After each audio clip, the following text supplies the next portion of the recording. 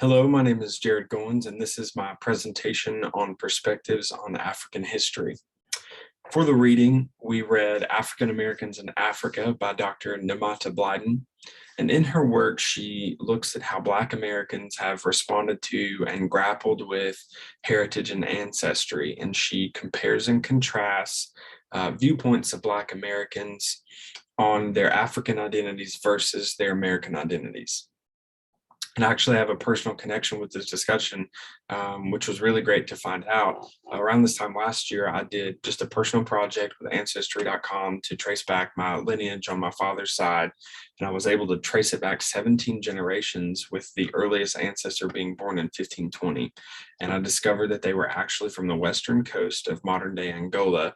And my ancestors made their way to British colonies via the transatlantic slave trade. And so there's a pretty cool connection there with this discussion.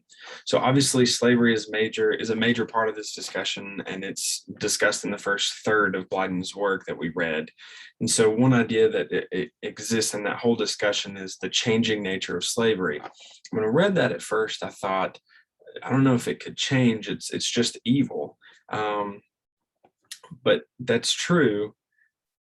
But it could change, and it did change. The more I thought about it, the function of slavery as an institution could, and it did change. So I just posted that in perusal as my main question: how did the nature of slavery change? And I had a classmate, Haley Thomas, offer some really great thoughts on this question. And this was her idea. She said slavery could change in a colony based on the social and political trends occurring in the motherland. And the example she gave was when France lost Canada following the French and Indian War. That ended up putting more pressure on the slavery institution in Haiti as the labor demands increased. And so as I continued to read on through Blyden's work, the changes within slavery became clear, the biggest being it transitioned from an institution solely rooted in business and profit to one that was solely rooted in racism. And so what I really wanted to find out is what were the factors that contributed to this transition.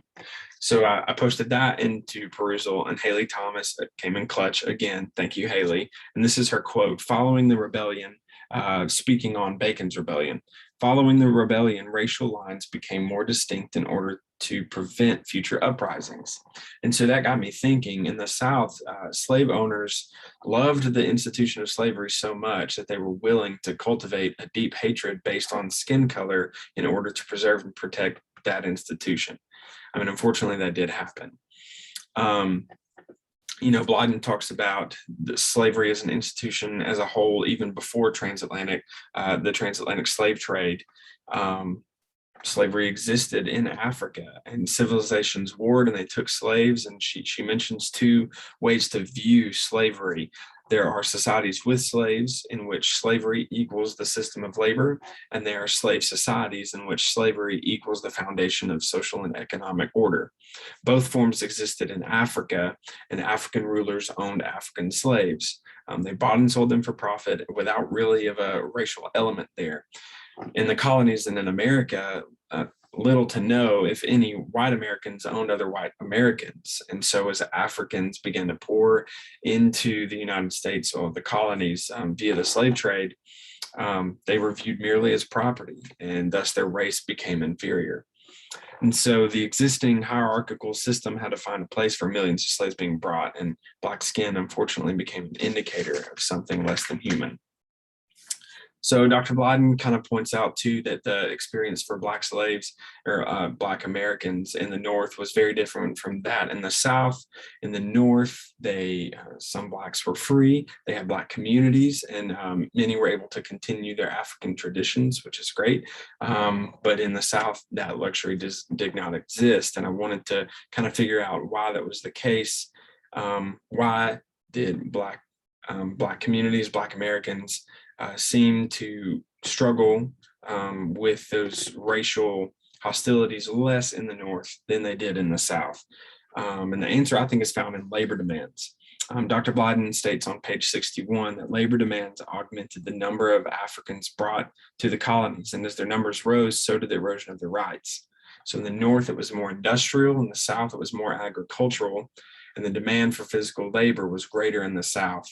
And unfortunately, that was the place that was found for Black Africans coming to the colonies.